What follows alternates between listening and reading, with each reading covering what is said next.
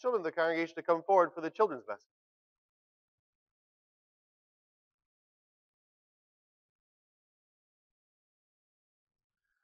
Good morning, guys. I grew up with 3 boys in my family, so I know how hard your life is. With 3 boys in the family, 2 brothers, right?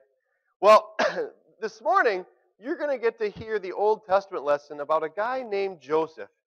He had a few more brothers than 3. There were actually 12 sons. Well, not always did these people get along, and Joseph kind of liked to brag a little bit to the brothers, and I don't think anybody likes a bragging brother, right? Sometimes, yeah, it's bad news. Well, would you ever dig a hole in the backyard and throw one of your brothers into it? That's maybe the extreme case. And yet when you look at Joseph's life, that's what they did. And not only did they do that, they went and killed one of the animals, took his clothes, dipped it in the blood, then went back to their dad and said, "Look, a wild animal killed him." That's pretty bad, right? To make matters worse, then they sold their brother for ice cream money. Yeah, this is getting horrible, isn't it? Now, let's say you're that brother that gets thrown in the pit and then sold into slavery and you have to leave the land of Egypt. Wouldn't you say your life is pretty much over? Yeah, pretty much. It wasn't for Joseph. God was actually using all of these horrible turns of events to put him in a position so that he could be the ruler of the world. Egypt was the world power at that time. And so that he could save his family from this famine.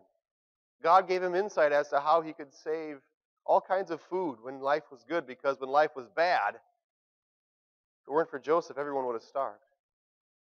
Now, I'm not saying that anything horrible is going to happen or you're going to sell one of your brothers, although the thought might cross your mind. What I am saying is that you should cherish your family. And you should thank God for your dad on this Father's Day for all that he's done for you. And when you do fight as brothers, remember, not only are you part of your little family, the Lodels. I was a family known as the Goldbergs. And we broke furniture, closet doors, we hurt each other. I don't think we even broke a bone. But the point is, we were still a family. And God was our Father. And Jesus was the focus of our home. That was true in the Old Testament in Joseph's family, and it's true in so many of ours today.